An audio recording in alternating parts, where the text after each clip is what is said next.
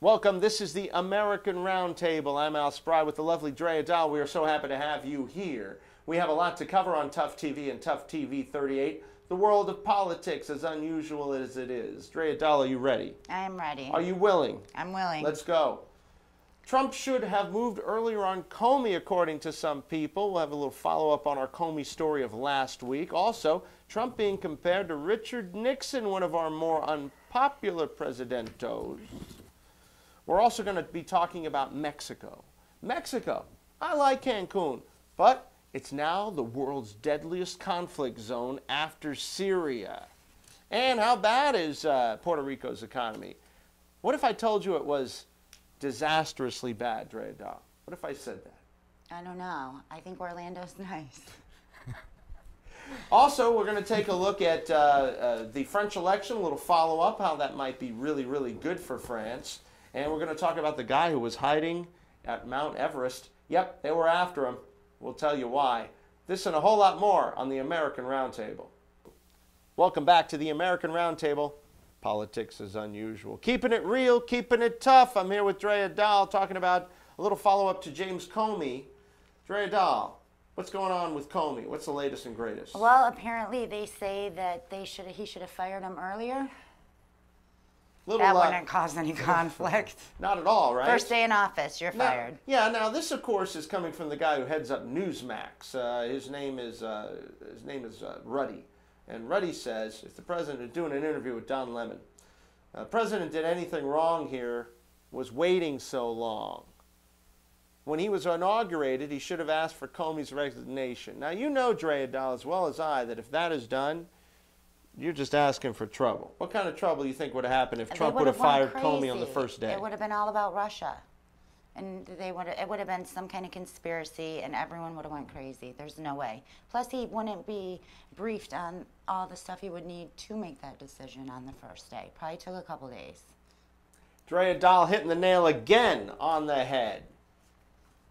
He lost the confidence of both the Democrats and Republicans, not only the Hillary Clinton email press conference, but a lot of Democrats, the basis of the Rosenstein letter, according to this quote. But going back to Democrats, they were calling for Comey's to resign because of the investigation he launched into Hillary Clinton, basically acting as a spoiler, I believe, in the election. I mean, you come out 3 days before a presidential election and say, one of the candidates, we're going to reopen the investigation. Just reopen the investigation.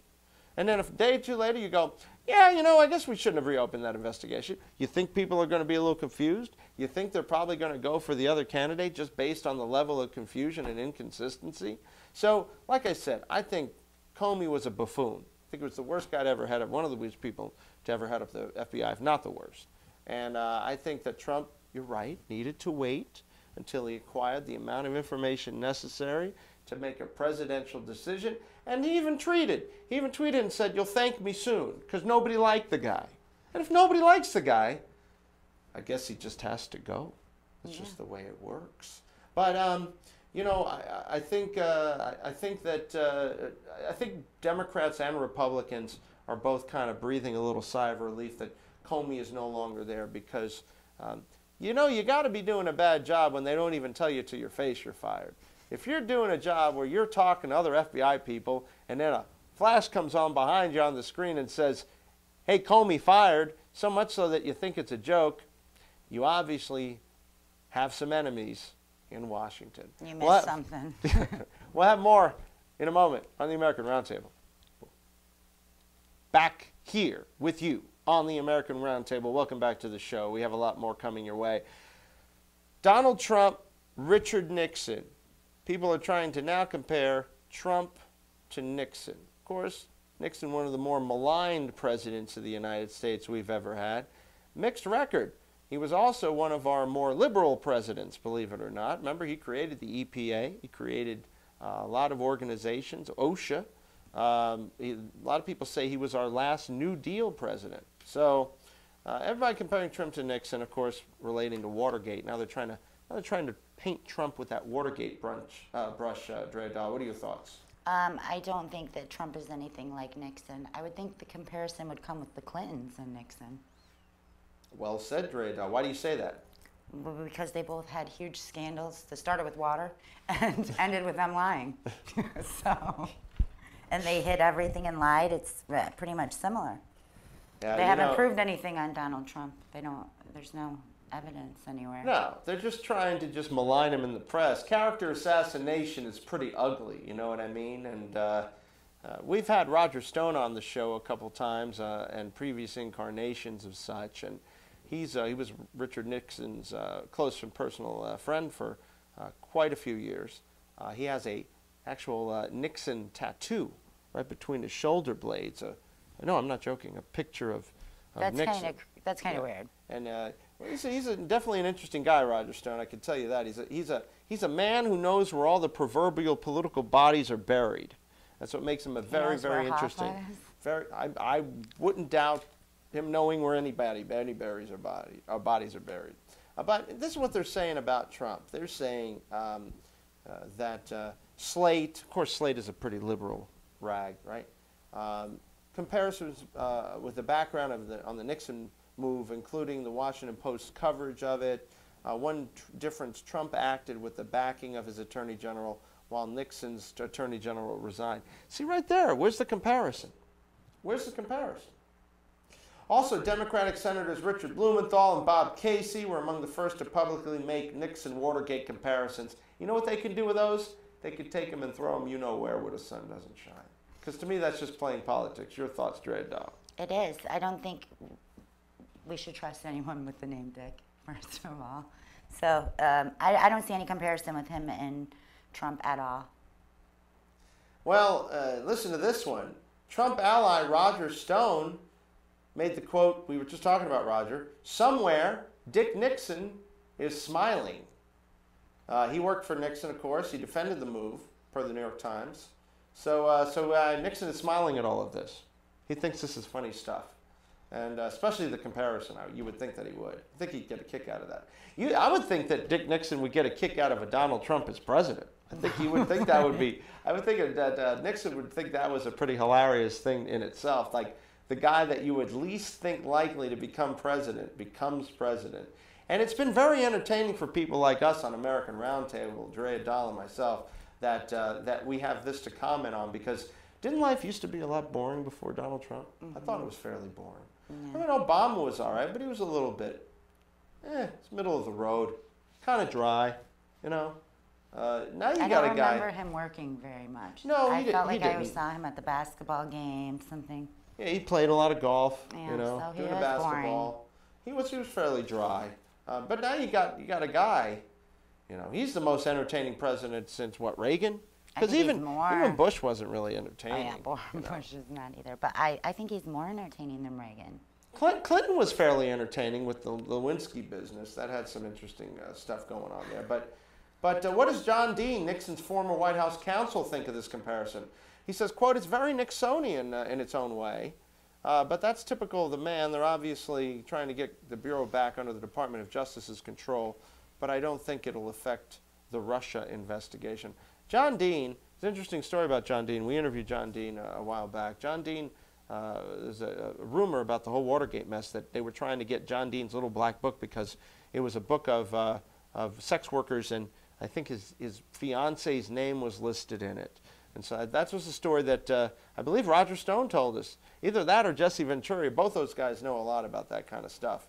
But, you know, we'll have to see what happens with this whole Russia thing. In the meantime, I just think it's smoke with no fire, if you ask me. This is the American Roundtable on Tough TV. Welcome back to the American Roundtable. Dre Dahl, I need to ask you something, and that is, what do you think about Mexico? Well, it says that Mexico is now the world's deadliest conflict zone next to Syria. So again, how about that wall? How about that wall? What's going on in Mexico? I just thought it was, you know, palm trees and, you know, singing La Cucaracha and drinking a, you know, margarita perhaps, laying on the beach. I mean, I like Cancun. Cancun's great. What's going on in Mexico though? Why all the hubbub? I have no idea, but apparently it's bad enough that it's the second deadliest. You think That's it's the pretty drugs? bad. Probably that and a bunch of other stuff. The government doesn't have control, you know. Seems like there's some violent drug wars. These people are taking no prisoners. No prisoners. They're just shooting everyone. That's what they're doing. The International Institute for Strategic Studies said there were 23,000 homicides in Mexico last year. 23,000. Let me say that again. 23,000. It's a lot of homicides. It's a lot of dead people. That death toll surpassed in Afghanistan and Iraq, second only to Syria, where the country's civil war left around 50,000 people dead. Of course, there's a lot of problems with the drug gangs trying to seize control. Because what happens? What does power not like? Power doesn't like a vacuum. Dre Adal, what's going on? I mean, we had you know, Guzman captured. We had all these cartel guys that have been in place. They kind of acted as a stabilizing force, wouldn't you think? Yes, definitely. You know, so without, I mean, the drugs are still going to go through Mexico. They're still going to be made in Mexico. They're still going to be shipped where they're shipped. So, but without a centralized, which we were very good at, you know, the government of Mexico and the U.S. getting rid of these cartel leaders. But again, there's a vacuum, and now the vacuum is being filled with thousands and tens of thousands of deaths. Really not happy about that. Really bad. Let's turn to Puerto Rico. What's going on in Puerto Rico? They're broke. Broco. How do you say broke in Spanish? I don't know. But that's what they are. They're broke. $72 billion in debt. Puerto Rico declaring a form of bankruptcy. The first time an American state or territory has ever done that. You know things are pretty bad when they're declaring bankruptcy. Yeah. They have $123 billion in debt and pension obligations. It's a lot of money. It's a lot of money. You know, Detroit declared bankruptcy about 4 years ago, and its debt level was only $18 billion. I say only because there's companies out there with even more debt than that, but Detroit's a city. Puerto Rico is an entire country. Well, it's a territory, but it's a country. The population of Puerto Rico is about the same as San Diego County. I'll tell you another stat here. 60% of the island's people do not have a job or they're not looking for one. Let me say that again. 60%. 60. It's over half. It's like Greece. I think Greece has 60 or 75% without a job. About half are enrolled in Medicaid, which comes from you and me, of course. When the economic woes grew, politicians, guess what they did? They raised taxes on people that didn't have jobs. They borrowed money just to pay for additional operating costs. Kind of almost sounds like we're doing here, don't you think, Drea? Well, all the people with jobs there moved to Florida, apparently. Central Florida has seen a big boom of Puerto Rican folks coming from the island And they to took their escape. tax dollars with them. They probably got sick of paying for everyone, the other 60% that was living island life while they were working. It's hard not to live island life when you're living on an island. Yeah, That's what I but you gotta could say. still have a job. That's true. That's true. Of course, the Supreme Court is going to assign a bankruptcy judge. That's the next step in this thing. And they're going to see how much of the creditor's money is going to be able to be paid back, and in the order will be paid back. But I'll tell you what, Puerto Rico had better get its act together, because when you're a state or a territory of the United States and you have to declare bankruptcy the first time in history, you know darn well things are not going well. And we'll have more, of course, on this story and everything else going on in Latin America, too, because we do that from time to time here on the American Roundtable on Tough TV and Tough TV 38. This is the American Roundtable. Welcome back. I'm Al Spry. So happy to be here with you. And Drea Dahl, taking you through the vast morass that is politics and other things here going on worldwide. You like this little movie? You like that? Let's take a look at France and the French election. The French election going on. This guy, Emmanuel Macron, who is 38 years old, the youngest president of France or leader of France since Napoleon. He's actually married to a 62-year-old woman, Drea Dahl, who used to be his teacher. Now that's interesting. It's kind of how the French do it with the sex thing, right? They don't worry about it as much, I think. Yeah. What do you think about that? They don't worry about much. No, do you remember their participation in the war? They chill out. And look at them now. They do. So let's take a look at how Macron defeated Le Pen. First of all, I didn't like Le Pen. To me, I think she's just an old school fascist. I don't really think she'd be right as president of France. And she lost by a 2-to-1 margin, 66% to 33%. She got walloped. It wasn't even close. And you know, the French remember their history. The French know that only 70 years ago, they were under the Vichy government, which was a fascist government.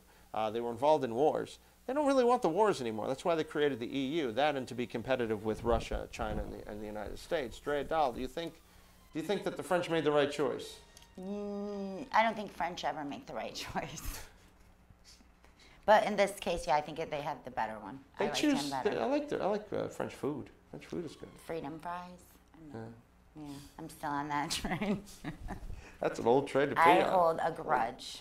Apple co-founder Steve Jobs didn't believe in listening to his customers. He says, quote, "It's really hard to design products by focus groups. A lot of times people don't know what they want until you show it to them." I love that quote because now Macron would be wise to adopt the same attitude, according to this article, in foisting true capitalism among the French. You know, the French have always had a mixed economy like the United States, however, more socialist than the United States. But it's always been a mixed capitalist There goes that socialist free economy. healthcare. Yeah, it's very possible that could happen. If last weekend's presidential election proved anything, it was that the French have really no clue what they want, only what they don't want. Shocker. Marine Le Pen of the National Front Party lost, like we said. When you dig into the data, you find a really glaring phenomenon. You know what that is, Drea Dahl? With the exception of the candidate's loyal supporters, people voted in opposition to the candidate rather than in favor of the other. The French overwhelmingly did not want Le Pen to lead and gave Macron the electoral equivalent of a Gallic shrug. Kind of what? It's kind of like what happened in America's election. Yeah. I think It most was. people voted because they didn't want Hillary. It was more of a vote, I believe, against Hillary than pro. So we'll find out more about this. And of course, we'll have some final words. This is the American Roundtable. Boy, time does go fast. Welcome back to the American Roundtable. I'm Al Spry. And I'm Drea Dahl. We are so happy to tell you about this story. I've never seen a story quite like this, Drea. What's going on here? Tell me about this guy. Apparently, a guy attempted to climb Mount Everest without the proper permits. He got stranded up there and had to be rescued. You think they were after him? Somebody saw that guy and they asked for his papers? Or how do you find out? That's kind of interesting. I think because he got lost up there. And part of the process that he was afraid of is that he wouldn't be granted the permit because he did not have the proper mountaineering experience. So they were probably right. So South African man, or should I say South African dope, Ryan Sean Davey, 43. You think the guy at 43 would know a little better about this kind of stuff. Faces a fine of $22,000 U.S., according to the BBC. Davey explains in his Facebook post he reached the mountain only to learn that he couldn't afford the... And now this is what they charge. They charge $11,000 to go up alone. Now, without the Sherpas and all that, without the guides. If you want to go up at Everest alone, which I wouldn't recommend, you have to pay $11,000. I wouldn't recommend going on Everest at all. When are people going to learn? They people, pass a frozen guy. Some people... that, didn't make it. Well, you hope you have better luck, That's what I think that happens. He also figured his lack of previous mountaineering experience would prevent him from getting permission. And it prevented him from getting up there. Rather than disappoint his supporters in Johannesburg, he decided he opted for the stealth entry. How far he got's unclear. He claims on Facebook to have climbed 24,000 of the 29,000 feet. He said he made it to Camp 2, officials say, around 21,000 feet. Guy is. He did pretty good. You got about, what, three-quarters of the way up there or something like that? No, he didn't do very good. It's that extra 6,000 feet that the experience comes in. Which he Davey retreated when there was a storm started rolling in, but fled into a cave and was apprehended. They set up camp in a very isolated place, trying to avoid people. But he set up camp. I guess they found him anyway. He sounded generally apologetic on Facebook, but he also complained about his treatment, saying he was treated like a murderer once caught. And he wrote, "Expedition companies have no time for wannabe Everesters with no money." He's heading back to Kathmandu. Now he's going to have even less money. They're going to grab $22,000 from him. How he's going to pay for it? Well, he'll probably do one of those GoFundMe things or something, maybe.